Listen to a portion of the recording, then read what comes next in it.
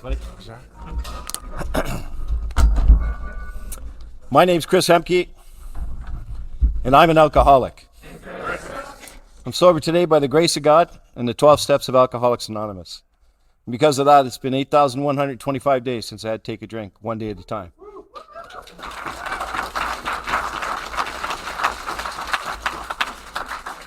The only one of those days that really matters is today, though. So I haven't had a drink today. And I was up at about 7:25, so I got that much sobriety because it's one day at a time. So my sponsor tells me that I'm supposed to talk about what happened, what it was like, what happened, and what it's like now. Is that right? He also said everything that's good that happened to me is because of him. Everything bad is because of Dale. Personally, I feel I've been sponsoring both those two loonies for a while now, but you know. So, what it was like. I I lived in Northern Ontario for a lot of years. And I started drinking when I was 11 years old because there wasn't a lot else to do. And I remember getting drunk for the first time. I remember it really well. I was out with my mother and her boyfriend, this French-Canadian guy, good guy named Amy Gertin. And he went to visit a friend in the basement of a house where he lived with a wood stove and not much else, and he made hot toddies. And they fed me 3 or 4 of them. And man, I couldn't believe how good that felt. It was just like nothing hurt. I didn't care about anything.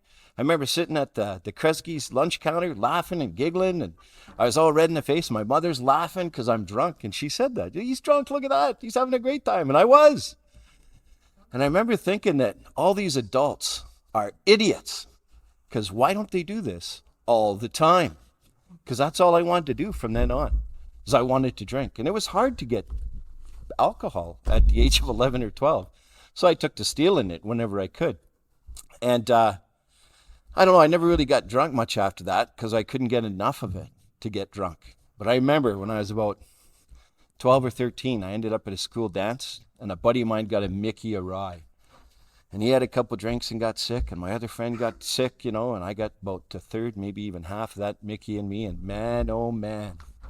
I went to that dance, and I danced with everybody, and I could talk to girls, and it was just awesome. And the next day at school, everybody said, "You were so cool." And I thought, that much made me feel this good, then this much. Well, I think you guys know that story, right? So I started chasing that, and I joined the Army, and I was in Northern Ontario my whole life, and I couldn't wait to get out. And I did my basic training. I got drunk and kicked a hole in the wall and got charged while I was in basic training with barrack damages, and that was my first go-round with authority, $32.69. I got that bill framed. It's on my wall at home. Not that I remembered it for the next 20 years, but yeah. So I kept on drinking. They asked me where I wanted to go when I got posted. And I said, I want to go to Calgary, Edmonton, or Cold Lake. So they sent me to West Germany. I did 3.5 years with NATO. And I really, really learned how to drink there. Like, wow, they really got good beer. And man, I drank a lot. I remember that. I drank a lot. And I got all these pictures of people I don't remember and places I don't know. But there's some nice pictures. And I got back to Calgary. I got married in Germany to a nice Canadian girl, and brought her back. I wanted to go to Calgary, Edmonton, to Cold Lake. They told me Petawawa, so I told them, let me go to Calgary, and that's where I wound up. And I was here for 5 years or so, and I managed to get myself released from the Canadian Forces. You won't believe this, but it had to do with drinking. I was shocked. Apparently, you shouldn't punch out your commanding officer when you're out in the field, when you're drunk. But if he's drunk as well and he's out of bounds, they really won't charge him because the general will take his rank and everything else. And they won't charge you because then they'd have to talk about it. So they release you under a medical for, Due to circumstances beyond his control, Corporal Hemke is unable to achieve and maintain a BMI of less than 30, which was a lie. I was 29.5. So I was pretty upset, and I fought that for 7 years. Then I got a lawyer, and instantly, 2 weeks later, I got a settlement. Just like that, I got 2.5 years' pay. It was over $60,000. Sounds good, eh? 60 grand? Yeah, but the lawyer took 15,000, and income tax took 18,000, and unemployment took 16,000. And I got enough to buy a new motorcycle for $8,000. So I was happy. I was good. Like I won. So I just kept drinking. So that culminated in, I had a beautiful house in Cedarbrae. Before I was 30 years old, it was paid off. I had a car, truck, couple motorcycles, 2.5 children, no dog. And I ended up in a camper at my shop on McLeod Trail by myself. And I'm trying to figure this out. But I think like in the big book, it talks about this, where Bill ends up moving out. He ends up in his mother-in-law's house. Whoa, in his mother-in-law's house.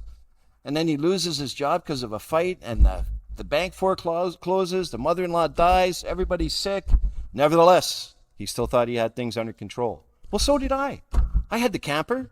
I wasn't homeless, so I can lord it over the people that were, right? I had a camper, a shitty camper with no water, but I had power if I plugged it into my shop. But that's where I ended up. And I remember sitting on McLeod Trail in my camper with a big jug of rye, and I had the Broken Jug pub, and I had Hooters restaurant, and the back alley right there. And I could walk to them. They were like half a block. I never did. I would drive my bike or whatever, but I could have. And I thought I had the world by the short and curlies. I had it aced. I was living the life, right? Hadn't seen my kids in a while. Didn't want to talk to my ex-wife anyways. So what do I need, right? And then my wife there, she actually put my son into a treatment center. And I was aghast. I didn't like, holy smokes, I got to get him out of there.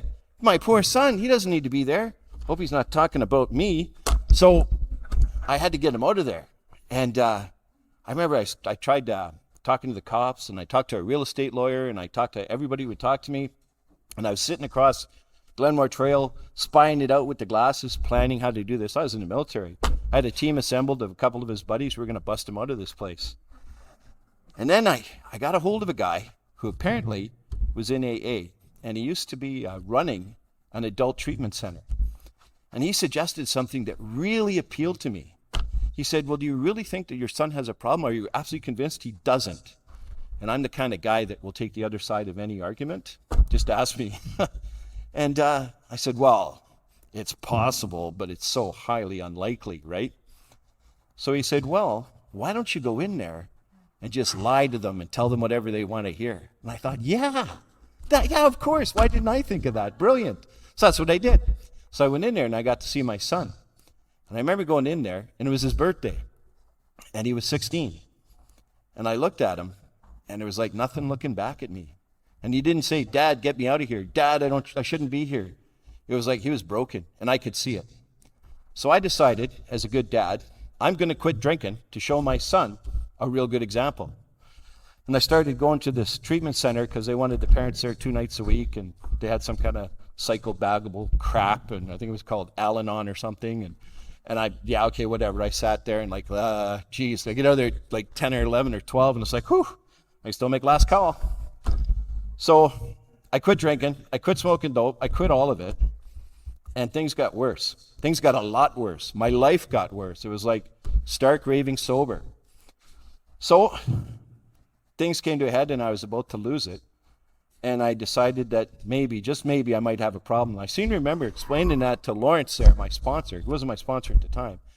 I explained to him for a couple hours that I really didn't have a problem.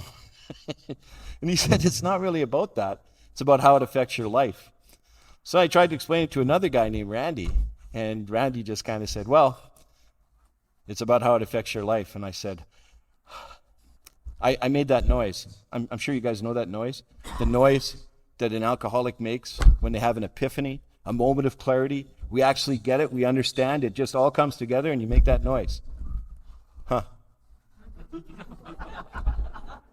So I said, okay, take me to a meeting. So he did.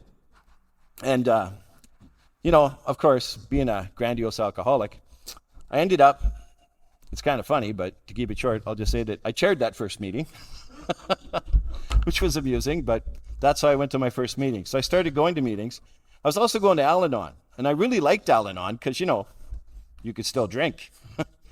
That didn't last too long. I had to get honest. I stopped drinking, and it was on the 24th of June, 2001, when I had my last drink.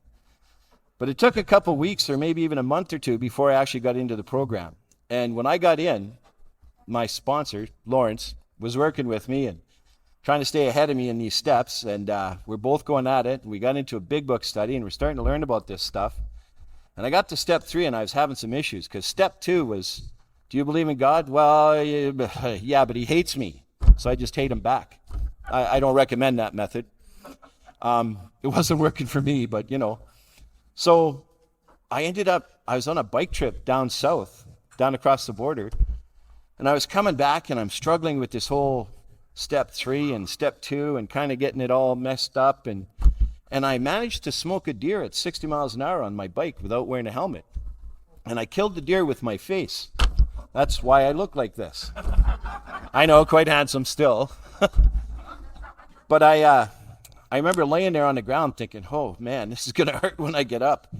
And this guy comes running over and he says, don't worry, man. I'm an off-duty medic from Kalispell. I'll look after you. And I thought, that's pretty cool. And then this car going the other way stops, and this lady comes running out. She's got the same black bag. She says, I'm an off-duty medic from Missoula. I'll take charge here. So within minutes, I had 2 medics working on me, and they call an ambulance. That's when I start to panic. Because I'm in the U.S., and it's the first time I've ever gone down there where I didn't get medical insurance. This is going to cost me everything and then some. I'm going to be in debt for the rest of my life. What am I going to do? So the first thing I do was made them take my leathers off because I wouldn't let them cut them. So I get this stuff off. They get me in the ambulance, and I'm like just panicking. And the guy looks at me and says, well, we get you Kalispell in about an hour and a half. Or we get you to Cardston up in Alberta in 45 minutes. Take me to Canada. So somehow, I'm not sure how, my motorcycle, me, and all my stuff ended up in Cardston. I don't know how it got across the border. I don't know what they did. We never even stopped at the border. We just blew through. And I limped out of the hospital the next day. My buddy came and got me. It took me about $180 to get my bike back on the road. I just needed a fender. That's all that was really wrong with it. And that was it. I, on the other hand, was banged up pretty bad. I went to the treatment center because it was Tuesday night.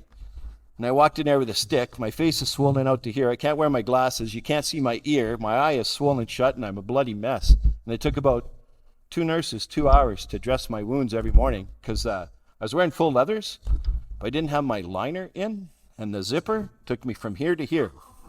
And I ripped everything off. Ripped my nipple off. Good news, it grew back. And according to Dr. Lumley in Black Diamond, there should be no problem with lactation. I'm not sure what that means. So I actually, my daughter took a look at me, started crying. So did half the staff. I guess I was pretty messy. But I made a point that I was in. And I'd been looking for a higher power, and I just about met him. So I got step 2. And it was like, you didn't have to shout. So I got it. And then I went to another meeting, and I went to many meetings. But I remember being at this meeting where there's this guy. He showed up, and I pulled up to the parking lot, and there was this car sitting there. A little Pontiac GTO or something. It's got all the ground effects kits. It's all blue and white stripes, and it's got the flare on the back, and who let the dogs out, right? I go upstairs, and I spot the guy who's driving that car. He's got like $1,000 suit on. He's got all this bling. Look at me now. He's got all these gold chains and rings and stuff on, and the spiky hair, and I look, and I think, oh yeah, that's him. So they started off the meeting. It was step 3, and they asked this guy to share. Jimmy B. Short for Jimmy Big Book. I didn't know that. Anyways, Jimmy spoke on step 3, and the first thing he said was, you cannot be stuck on step 3. You either make a decision and move on to step 4, or you don't, and you stay at step 2. You can't be stuck on 3. Either make a decision or don't. The end. And it hit me. And again, I made that incredible noise. Huh.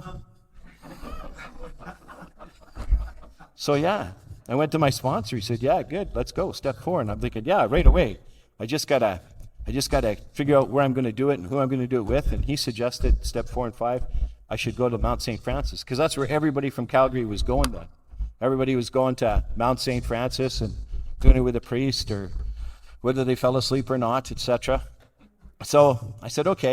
And then we went for pizza at lunch. And I remember his sponsor at the time was a guy named Jerry. I like Jerry, not like Dale. Um, Jerry didn't ask too much. So Jerry, I said to Jerry, yeah, I got to get that number off you for Mount St. Francis so I can make an appointment and do my step 5 and I'll have to finish off my step 4. So we finish off our lunch and we head out the door and he hands me his phone. He says, hey, it's for you. I said, what? He says, yeah, it's for you. So I answer the phone. This lady says, Mount St. Francis, how can I help you? So I booked my appointment to do my step 5 for the following Tuesday. It was a long weekend. So I did my step 4 that weekend. So I started out, I had a big book, and I had Vision for You, and I had a whole bunch of sheets from the Joe and Charlie thing, and I had the big book, and I had the 12 and 12, and man, there's a lot of craziness going on there. I ended up with just the big book and those Joe and Charlie sheets, and that's how I did my step 4. And I got it all down with many phone calls to Lawrence on that weekend. I don't know if he had much of a weekend. I had a hell of a one. But Monday morning, I went out and I did my step 5 with Father Brian. And I remember I walked in there, and he asked me, have you done a thorough step 4? And I said, yeah, to the absolute best of my abilities. And Lawrence gave me a really good tip. One of the things they like to do out there is they like to burn your step 4 when you're done with it. And he said, here's a tip, make a copy. Because you got to do a step 8.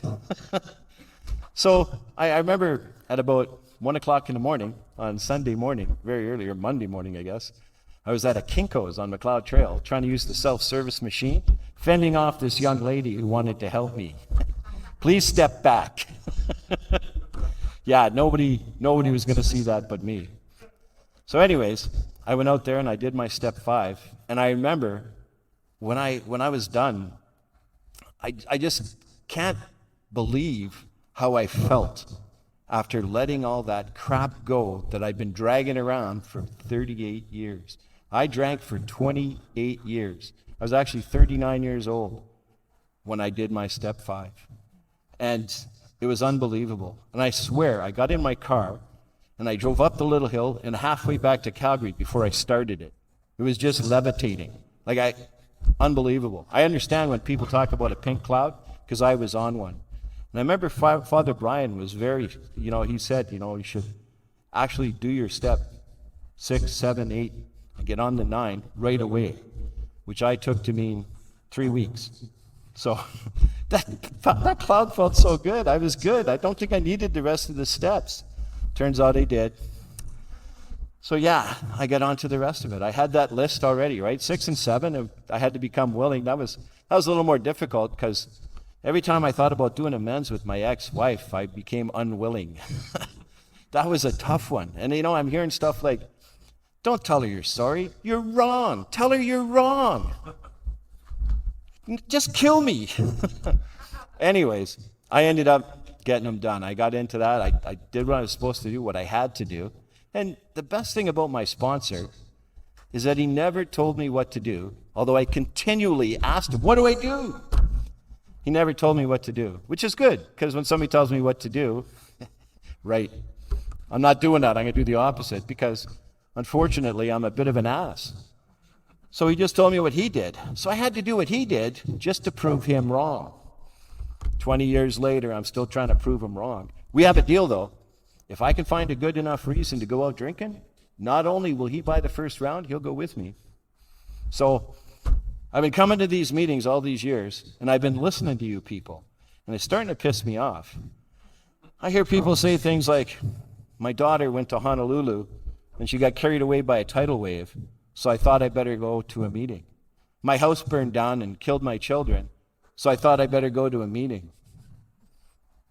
I lost my $1 million business. I have nothing left, so I thought I better go to a beach.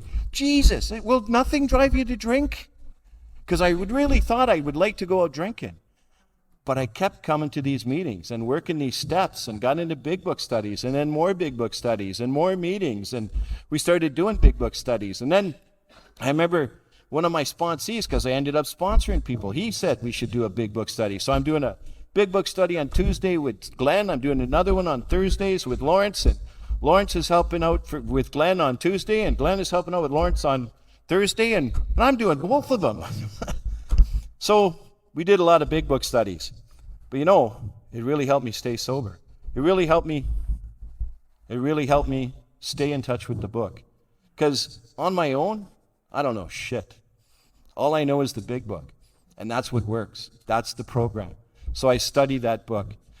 And I talk about that book. And I thump that book. And if you don't want to work out of the book, go do it your way. This is what works for me and works for the first 100, worked for Bill, worked for Bob, worked for Lawrence, worked for Austin, worked for all these guys at those tables over there. If it works for them, shit, I got a chance. So I continued in that vein, and I got to those amends. And I remember I was having a hard time with that ex-wife thing. It took me almost 3 years to do my amends with my ex-wife. And it got to the point where it was like I'd done a lot of ugly amends, and they all worked out. You know, I always felt so much better when I did them. And I remember we were talking about this today, I think, about how I had broken up with this girl that I was totally in love with after 2 months. And what?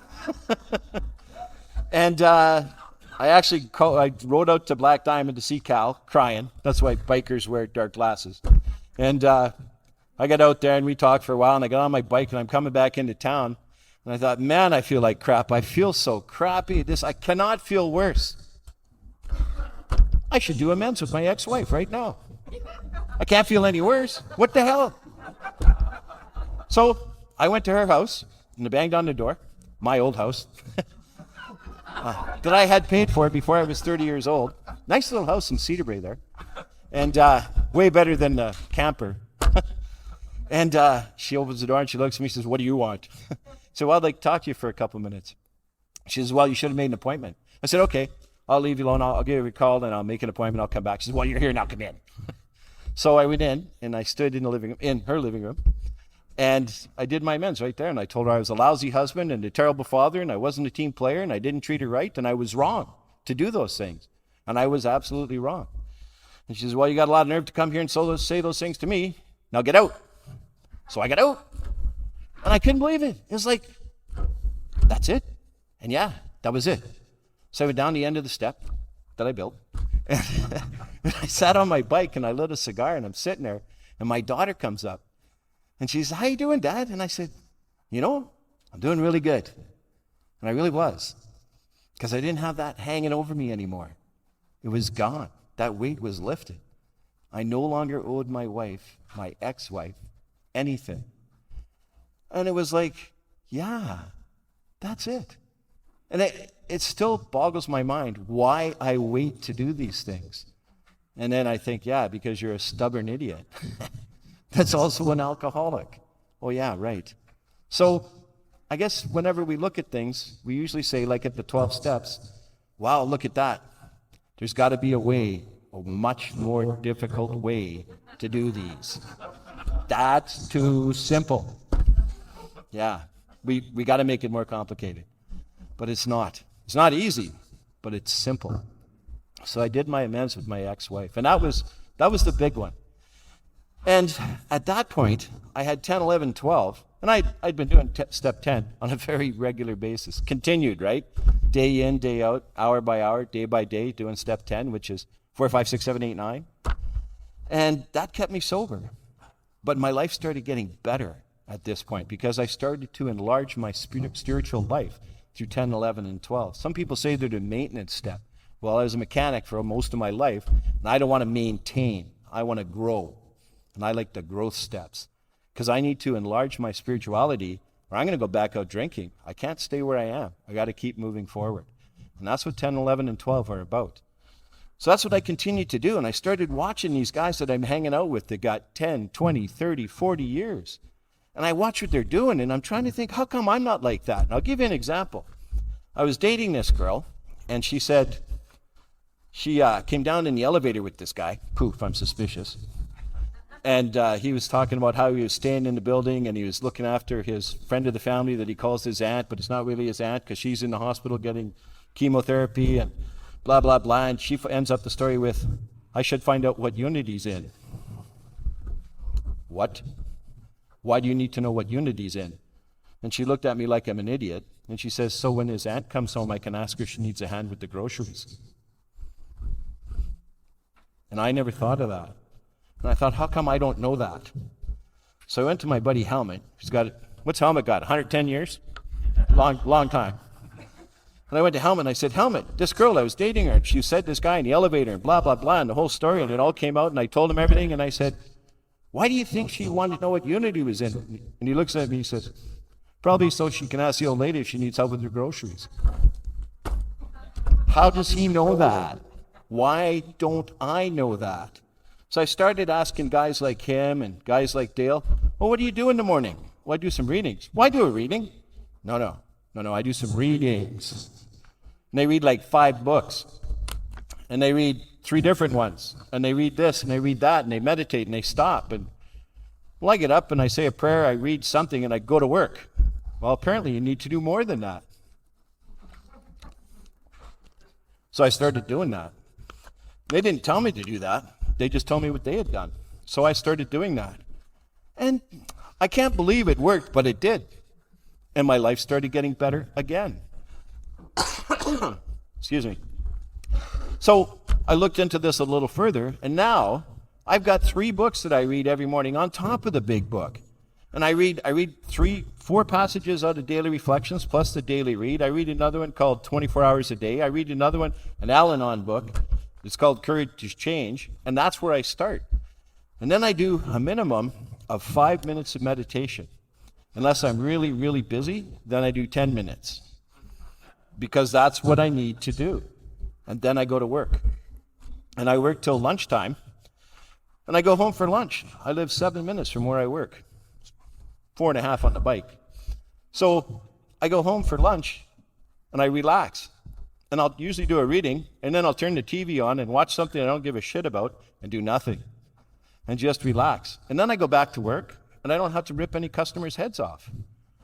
It's really good. It really calms me down because I work in a service industry. And apparently, my boss wants me to be nice to these customers. That's why he pays me. And he has to pay me a lot. I work in Forest Lawn. Right in the middle of the hood. I live there too, so I'm one of the hoodites now. So yeah, it's one of those deals where this is my job, and I have to do it to the best of my ability. And I remember, this is a while back, but I was quitting this job, and I was really mad. I wasn't happy at this job. I wasn't liking it. And it got worse because I started looking for a job online, and I found the job I was doing being advertised online. So apparently those ungrateful SOBs didn't want me there. So now I'm pissed. Now I want to go in, stomp in, quit, maybe kick the boss's ass, stomp out, and leave them in the lurch. So I called Lawrence. He says, call Dale. You know what Dale says to me? He says, you got to be 110% grateful that you have a job. You go in there, you work your ass off, you do everything you can, you don't take so much as a paperclip, and you go home and thank God for having a job. And I didn't want to hear that. And I said, what am I supposed to do? He says, well, you go in there and you ask him, is it too late to save my job? Have you decided that you're going to get rid of me, or what should I do? And I didn't want to do that either. And I cursed and I swore and I stomped my feet. I didn't cry. And I went in and I said, can I talk to you? And he says, well, give me a couple minutes. And he calls me in the office. What's up? I said, well, are you determined to get rid of me? Is there anything I can do to save my job? And he says, well, you want to talk about this? I said, I think we need to. So he sits me down and he says, you're not fitting in with the team, and I don't think it's going to work out. So I'd like you to stay an extra month because I respect your work ethic, and I like what you're doing with the customers, but you're not fitting in with the other 2 people, so I'm going to have to let you go. But I'd like you to stay the extra month. I'll get you to sign something to say that you're not going to go after me for severance because it's going to be over to 3 months, and I'd like to keep you for that extra month, and that'll give you time to look for a job as well. Well, what are you saying to that, right? That killed me. That just about killed me. Dale was right. Again.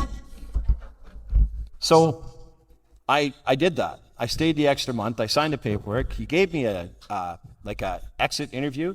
He gave me an exit termination letter. I could use the termination letter as a reference. And I had an exit interview with his partner, and he asked me things like, well, do you think you'd ever come back to work here? Would you consider it? Things like that. And I said, well, not with current management.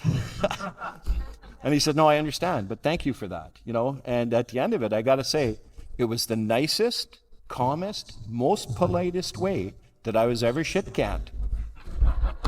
So I learned a lot from that. I think I learned a lot more from that than I ever learned from leaving any other job before or since, because it paid off.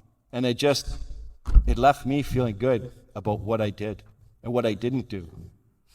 So that's the way my life has gone. I learned these things, how normal people do things, because I didn't know much about normal people. You don't learn really any good skills for that kind of stuff, customer service things in the military. I remember the sergeant major coming down one day and he says, yeah, look at that, there's maintenance down there. At least they know how to fix a truck. Not too many people want 20 minutes drill in the department store first thing in the morning, right? They don't need to march around and do stuff like that. They need people that can talk to people, be nice to people. Not my number one skill, but I'm working on it. So I've learned things in AA that I don't know how else I ever would have learned them, because there's no courses on this kind of stuff. How to be a human being, because I really didn't know that. I didn't need to. I got by. Just like the year I turned in 14 T4 slips. That was in sobriety. After 14 T4 slips, that's more than a job a month. I was starting to think, is it me? So today, I've had the same job for 2.5 years. The job I had before that, I was at for 7.5 years. And I left on my own terms. I left I had a good relationship with the owner. Did not have a good relationship with his son, which is unfortunate, but principles before personalities, but sometimes not everybody's in the program. And it ended up that I really liked working for his dad, but his dad was going to retire and the son was going to take over and I wasn't going to stay. Well, he was going to fire me, so he didn't like me. And he said that. He says, I don't like you and we don't get along. And I said, okay, I understand that. So I left. And they paid me out, and it was perfect. I got all the severance, and actually a little extra. They did me real well. And I said, Rick, it was really nice working for you. I appreciate the opportunity. Thank you much. Goodbye, Cam. And that was it. So I got this other job, and it worked out really well. And it's funny, we're talking at lunch today. We're talking about, is money the answer? And yeah, it's a lot easier to cry yourself to sleep in the back of a Mercedes than sitting on the road beside your bicycle. But money isn't everything. My last job at that I was working at, the last year I was there, I made $74,000 with bonus and everything else. This job, I made $42,000 last year. But I'm comfortable. I got a truck, I got a motorcycle. Actually, I got 4. But that's because I sold 2. People are always curious, why do you have 4 motorcycles? Because I sold 2. And I'm not really rich, I'm just irresponsible. But none of those are financed. They're all paid for, right? And I got a place to live. It's a walkout basement, but it's a big double garage with all full of motorcycles. I got a decent job. It pays me enough for me. And it also has a savings thing where they contribute to your RSP up to a maximum of $1,500 a year, so free money. And it's got excellent benefits. I stand before you now being able to stand this long because this is not my original knee. It's, I believe, titanium and steel. And while I was off for 2.5 months, I got short-term disability. And I was pretty amazed by that because I'd never had anything like that. And it turns out, after the first month, I had to pay for my own disability, and it was $73. And what they gave me was $593 and change a week. And I thought, that's a pretty good trade. So they looked after me. And again, it's one of those deals where all I have to do is show up in the morning, do my job to the best of my ability, be nice, and I get to go home and sleep in my own bed every night. And I only work 4 days a week. I get Wednesdays off. That works out pretty well for me. I don't work weekends. I get Wednesdays off. I spent 3 weeks in Arizona. Unfortunately, it was at Cal's place, but yeah, I had a good winter. So my life today is so incredibly different from what I had when I was living in the camper, trying to figure out where I was going to get my next jug of rum and wash it down with a bag of weed or whatever. So I remember doing those things, but when I look back on that, it doesn't seem like I'm that guy, because I don't want to do those things anymore. I don't want to be in the camper. I want to go to Black Diamond or Turner Valley and see my daughter, who turned 37 yesterday. And she's got a 5-year-old and a 14-month-old. And they want to see their grandpa. They look forward to it. I was out there at Christmas Eve, and my daughter, she gives me a motorcycle every year, a little toy one. And she gave me a Lego one, and I opened that up, and my grandson was all over me. Grandpa, we have to put this together right now. Yes, we do. So that's how I spent Christmas Eve. Probably the best Christmas I've ever had. And that's pretty cool, because I got to say, my daughter wasn't coming to see me when I was living in the camper. She wasn't around. She didn't want anything to do with me. And that's changed. And I got a good relationship with her. I got a good relationship with my boss, with my coworkers, with the friends that I have in this program and outside of it. When I wiped out that deer, there was a buddy of mine that I used to drink with that came down to pick me up. And that was over 20 years ago. And we're still good friends. We have dinner at least once a week. We still ride motorcycles together. His wife thinks a lot more of me now because I drank with this guy. He's not one of us. He can't really drink. He really can't. Poor guy. I remember I picked him up. I used to spark up a fatty, have a beer or two, go pick him up. He lived around the corner. Take him out. He'd be pissed drunk. And then I'd take him back and drop him off. One night he didn't make it from the sidewalk to the door with his pants. He made it. The pants didn't. Wallet, everything laying on the front lawn. His wife had harsh words for me. It's like, I didn't know he couldn't walk. He was walking when he got out of the truck. Sorta.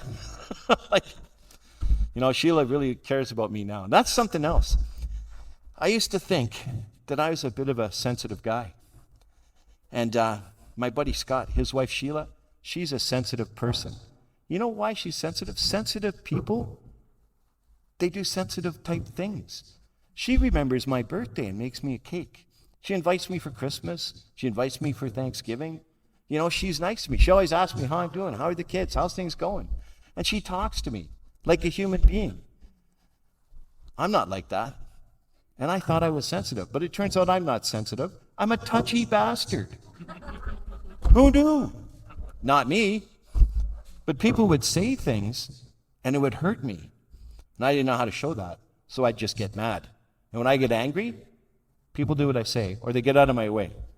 They don't usually mess with me, because I do angry really well. And I remember having long talks with my sponsor about what's below the anger. What a stupid thing to say, what's below the anger? You're really pissing me off. And then I'm sitting there at a stupid restaurant crying, people around, like, Jesus, I'm turned into a weep sack.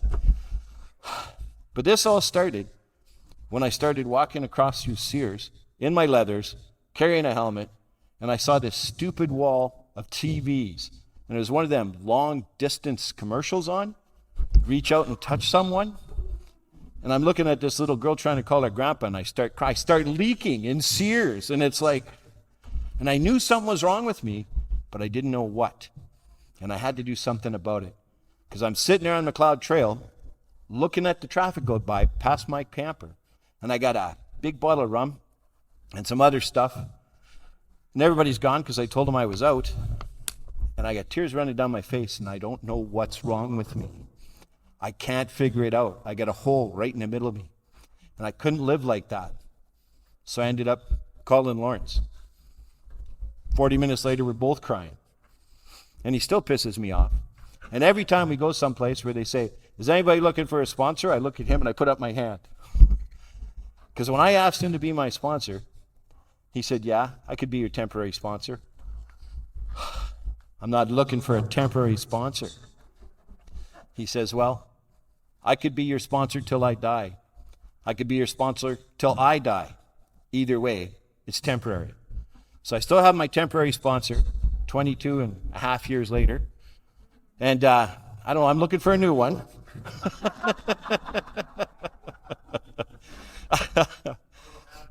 Yeah, I've heard that before.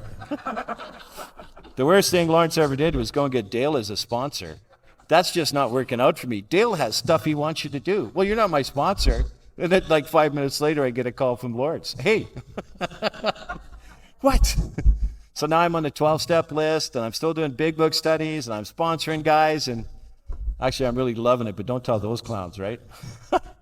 Life is good today, and it's a direct result of the work that I've been able to do in Alcoholics Anonymous with the support of other people in this program that are actually doing the steps.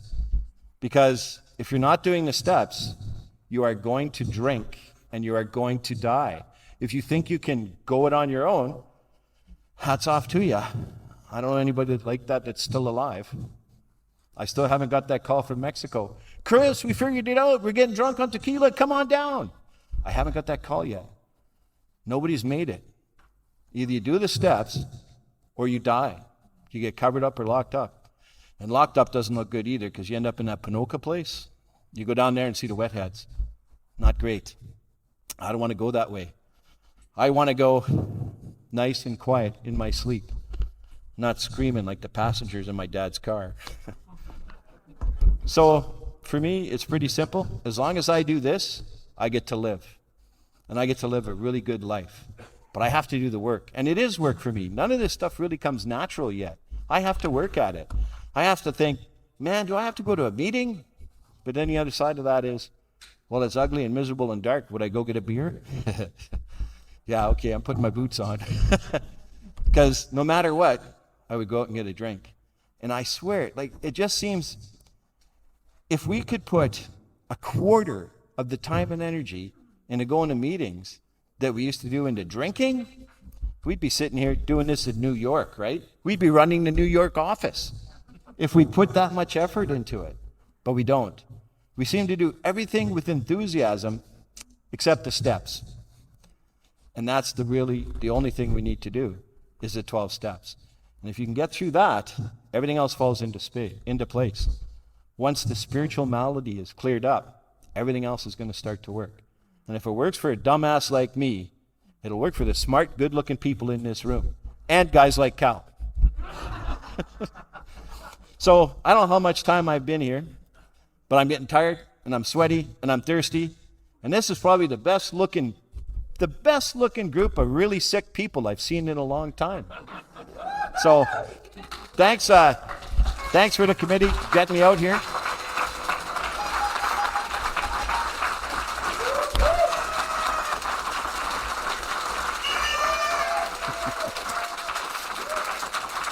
Thank you.